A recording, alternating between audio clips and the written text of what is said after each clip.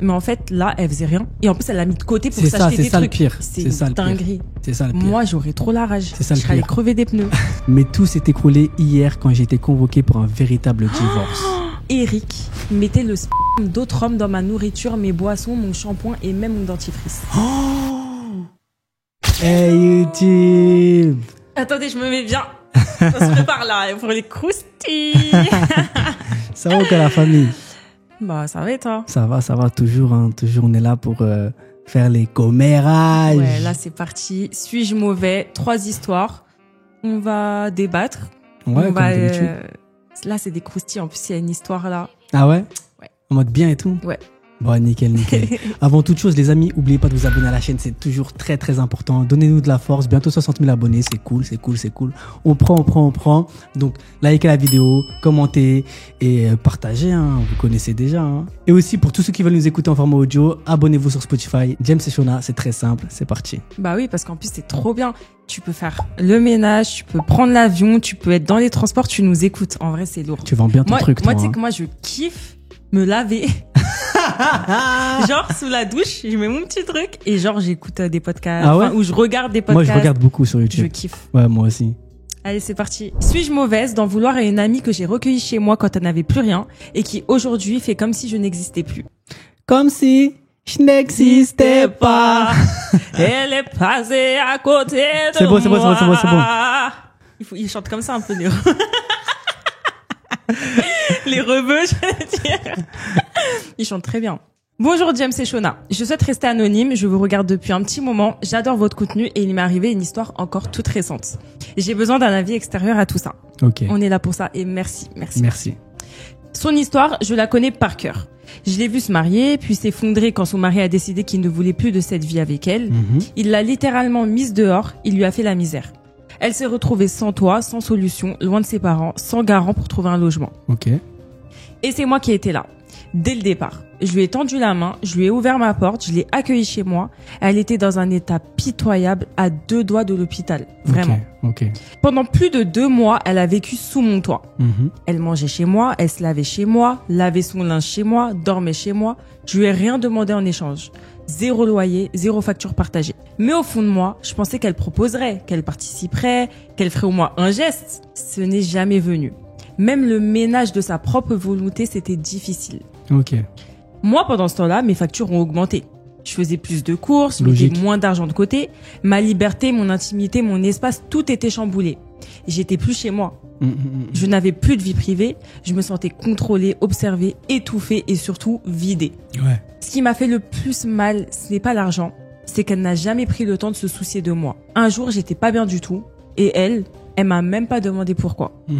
Elle a continué à parler d'elle, encore et encore, de ses problèmes, toujours elle, comme si j'étais juste un décor dans sa galère. Pendant ce temps, elle a économisé et elle s'est acheté une voiture près de 8 000 €. J'ai rien contre le fait qu'elle se reconstruise, bien au contraire, mais simplement, j'ai compris qu'en ne payant rien chez moi, elle avait pu mettre de côté.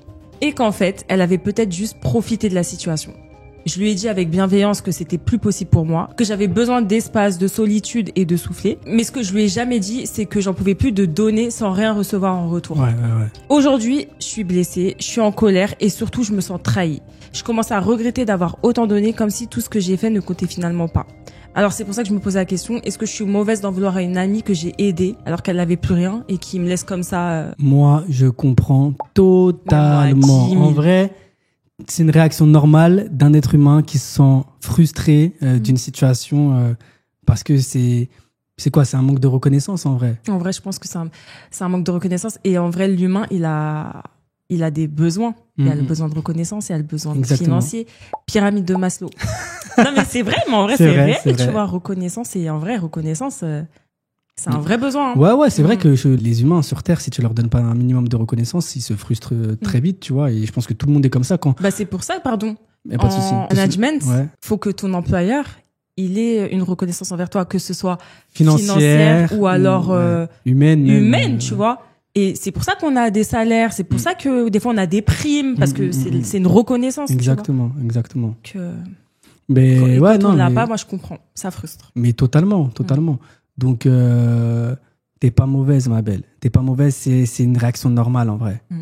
Après, en vrai, la vérité, en fait, moi, ce que j'aime pas dans l'histoire, c'est pas le fait que si elle faisait des choses, genre si elle faisait le ménage, si elle contribue un petit peu, même elle te donne des fois 50 balles, je suis désolée, j'ai pas d'argent et tout, voilà. Et qu'après, elle revoit son mari, en vrai, je peux comprendre, t'as le seum qu'elle revoit son mari parce que toi, tu sais que c'est un chien, tu vois. Ouais. Ça la regarde. Mais en fait, là, elle faisait rien. Et en plus, elle l'a mis de côté pour s'acheter des trucs. C'est ça le pire. C'est une dinguerie. C'est ça le pire. Moi, j'aurais trop la rage. C'est ça le pire. Je serais allée pire. crever des pneus. Non, je rigole.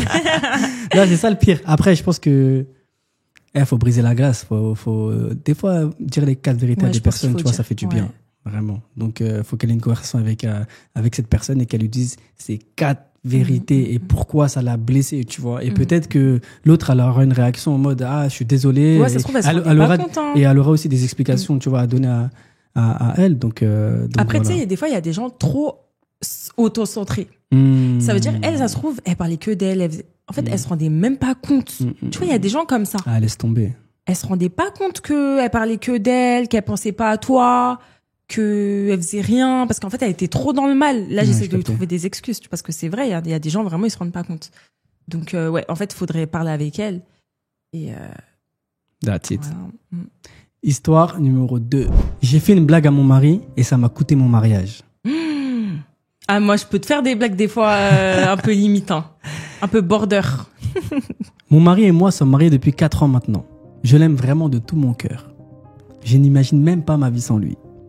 J'ai suivi un conseil stupide de certaines de mes amies concernant une blague qu'elles avaient faite à leur mari ou petits amis. La blague consiste essentiellement à dire à son partenaire qu'on veut rompre ou qu'on veut divorcer. Mais genre, faut tenir la blague pendant un certain moment. Ok. Je n'ai jamais voulu le faire et je pensais que c'était cruel et une mauvaise idée. Surtout pour quelqu'un qu'on aime. Mais j'ai été convaincu après qu'elle n'ait cessé de m'harceler à ce sujet. Car j'étais la seule à ne pas l'avoir encore fait. Elle force ses copines quand même. Laissez-moi, j'ai pas envie de faire. De ouf. Elles m'ont encore plus convaincu en me racontant les réactions de leur mari. Stupidement, je l'ai fait la semaine dernière et la réaction de mon mari n'était pas celle à laquelle je m'attendais. Honnêtement, je pensais qu'il essaierait de me parler, qu'il me supplierait ou qu'il ferait des suggestions comme l'ont fait les partenaires de mes amis. Mais non, il a rien fait de tout ça. Ah ouais, lui, il était content. Lui, il a dit yes. Nous avons dîné, on regardait un film et quand je lui ai dit que je n'étais plus heureuse et que je pensais que nous devrions divorcer, il m'a regardé dans les yeux pendant quelques secondes et je jure que j'ai vu quelque chose se briser dans ses yeux. Oh, miskin. Il s'est levé, il est allé dans notre chambre et en 10 minutes, est ressorti avec une valise et sorti de la maison sans me dire un mot. J'ai essayé de l'arrêter, surtout après l'avoir vu avec la valise. Et je lui ai dit que c'était une blague et que je le pensais pas. Mais il m'a simplement ignoré et il est parti. Oh, miskin. Je l'ai appelé, je lui ai envoyé des messages, je l'ai appelé en FaceTime. Il me répondait pas. J'ai parlé à tous ses amis. Aucun d'eux ne veut me dire où il est. Je suis allé à son travail, ils m'ont refusé. J'ai essayé de contacter ses parents. Ils ne veulent même pas s'impliquer, tout comme ses frères et ses sœurs. Le seul message que j'ai reçu est celui de sa sœur en me disant que, blague ou pas, j'ai merdé. J'ai envoyé de nombreux messages pour dire que c'était une blague et j'ai même envoyé des captures d'écran de mes conversations avec mes copines à propos de la blague comme preuve, mais rien. Mes amis n'avaient pas de vrais conseils et m'ont dit simplement de lui laisser le temps et qu'il reviendrait. Mais tout s'est écroulé hier quand j'ai été convoqué pour un véritable divorce. Sale. Ah ouais. Lui là. Faut pas blaguer avec lui, hein. Lui là. Il a zéro.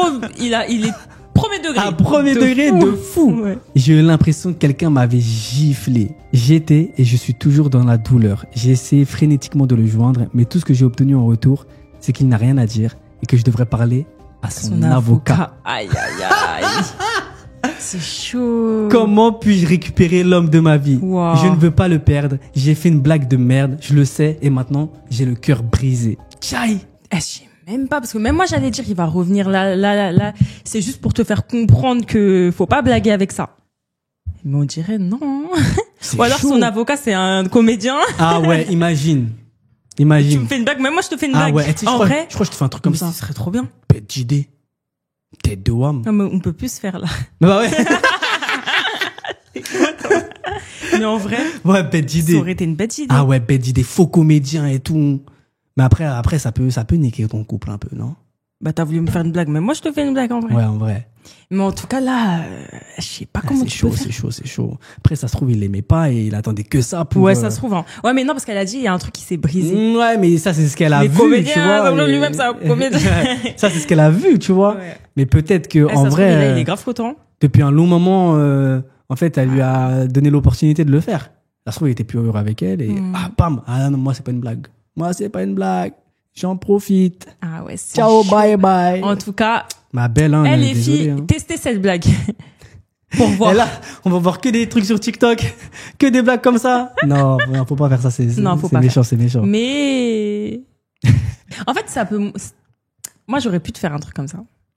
Juste pour voir comment tu vas réagir. Mais moi, j'aurais pu te faire contre nous, en vrai. Faire, Ouais. aller Mais jusqu'au pas, bout, mais non. avocat et tout. Mais pas jusqu'à l'avocat. Non, je sais pas. Toi, t'aurais dit, bah, moi aussi. Genre. Je sais pas. J'aime bien les blagues, moi. Allez, histoire numéro 3. Suis-je mauvaise pour avoir quitté mon petit ami sans raison? Non. Si t'as plus envie d'être avec lui, salut.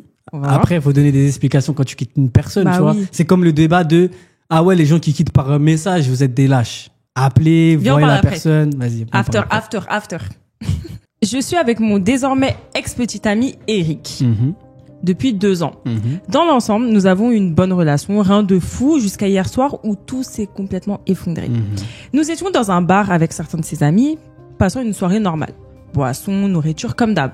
Eric et son ami Marc plaisantaient et Eric a fait un commentaire sur la quantité que Marc mangeait. Mhm, Il a dit un truc du genre « Attention Marc, tu vas manger toute cette foutue barre ».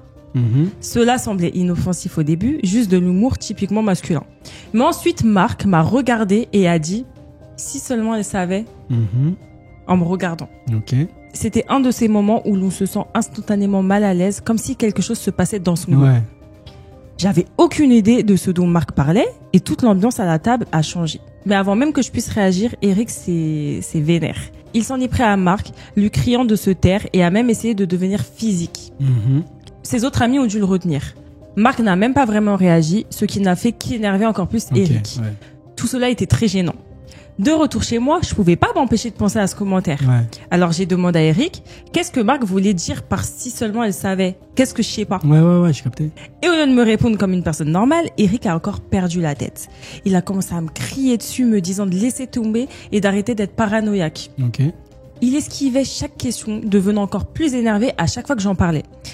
J'essayais pas de me battre, je voulais juste savoir ce qui se passait. J'avais l'impression que quelque chose était caché, quoi. Finalement, il est sorti en trompe de mon appartement, il ne vit pas avec moi, alors j'ai verrouillé la porte et j'ai mis fin à la soirée. J'ai eu aucune nouvelle de lui jusqu'à ce matin, et quand je l'ai eu, c'était juste encore des SMS de colère me disant de laisser tomber et de le laisser tranquille. À ce stade, j'avais fini avec lui. Mhm. Je ne vais pas rester assise et être traitée comme si j'étais folle pour avoir posé une question simple. Mhm. Je lui ai répondu par texto que c'était fini, que j'avais besoin d'espace et que s'il pouvait pas être honnête avec moi, alors je voulais pas participer à cette Ouais. relation. Maintenant, il a fait le tour de nos amis communs, leur disant que je l'avais quitté sans raison. Je suis pas sûre de vouloir rester dans une relation où j'ai l'impression que quelque chose de louche se passe dans mon dos.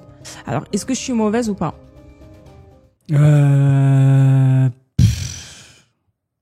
Non, elle est pas mauvaise parce qu'elle fait ce qu'elle veut, tu vois. Quoi?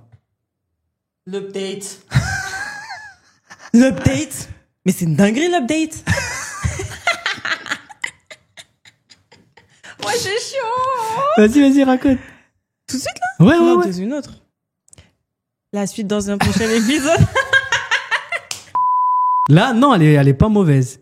En vrai, elle est pas mauvaise. elle est Moi, pas j'aurais mauvaise. trop la rage, tu fais un truc comme ça. En plus, genre, Mais ça vaut pas, excuse-moi, je te tu coupe la parole. m'humilies. Ouais, ça, Tu vois, c'est une mais humiliation. Ça vaut pas, genre, quitter une personne. je Non, trouve, tu vas pas vois. quitter la personne, mais par contre, moi, je trouve que c'est une humiliation. Tu fais pas ça à Je suis ta d'accord. meuf ou ta femme. Je suis d'accord. Update. Genre, t'es maintenant. là, avec- Update. t'es là avec ton pote, tu te moques de moi, genre. Non, en fait. Update. Update? Ouais, update. Allez, update. J'ai l'update.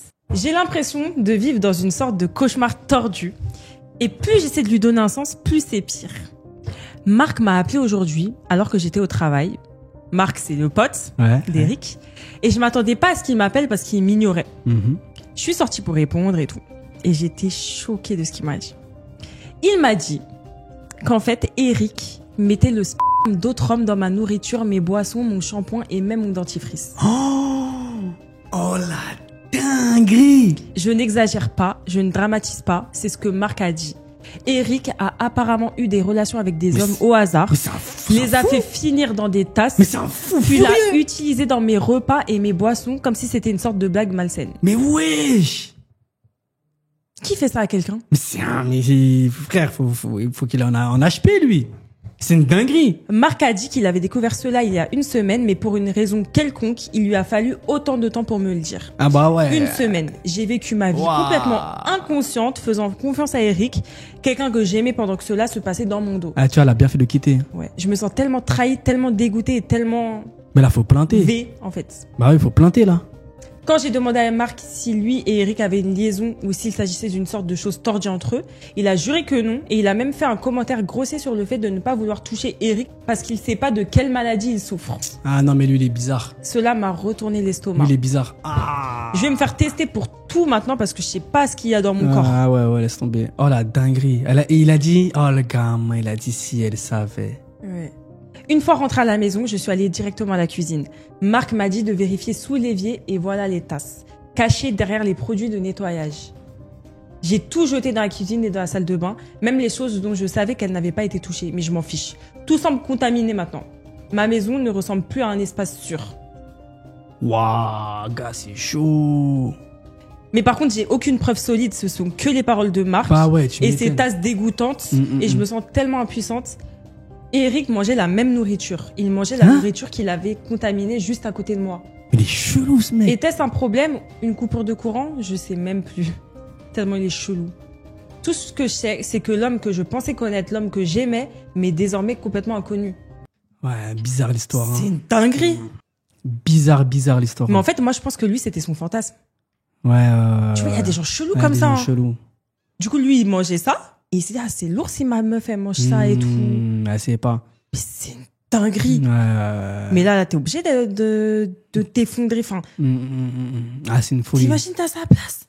Ah, après, je crois que tu vomis tous les jours. Non, mais tu peux plus manger. En fait, ça, je crois que ça te crée des traumatismes, des blocages, mais c'est quoi ça? Ouais, faire attention à qui on connaît jamais vraiment les gens. Pinaise. Eh bah, dis donc. Je suis choc-barre. En tout cas, donnez vos avis, là. Donnez votre avis, là. Ouais. Choqué, non, franchement, choqué. Eh, vous auriez fait quoi? Vous auriez... Moi, comme je t'ai dit, j'aurais fabriqué si j'ai pas les preuves, tu vois, concrètes, j'aurais fabriqué des preuves. J'aurais parti à la police. Lui, mais non, parce que si ils savent que t'as fabriqué les preuves, t'as tout perdu, là. Ouais, c'est vrai. Putain, t'es intelligent. Non, en fait, tu fais genre de rien n'était. T'attends qu'ils remettent une tasse. Là. Ah oui, tu le filmes. Ouais, en caméra cachée. En vrai, tu mets une caméra sous l'évier. Ouais. Où il y a les tasses. Il va les reprendre, les tasses. Ouais, caméra cachée. Tu fais un bon dossier solide, là. Non. Mais par contre, le pote, c'est un gamin, parce qu'il rigolait avec lui, hein. Maintenant, tu viens me dire, mais toi-même, tu rigolais, tu trouvais ça normal? Ouais, c'est vrai. T'es chelou, toi aussi, hein. Ouais, sale en tout cas. T'es ma position. Tellement je suis énervée là, je suis comme ça. En tout cas, on espère que vous avez aimé ces 3 histoires. La dernière, je te mens pas, elle était sale, hein. Punaise, je m'attendais pas au plot twist. Et abonnez-vous, vous connaissez la musique. Donnez votre avis en commentaire. C'était James et Shona. Voilà. Pour Suis-je mauvais? Peace.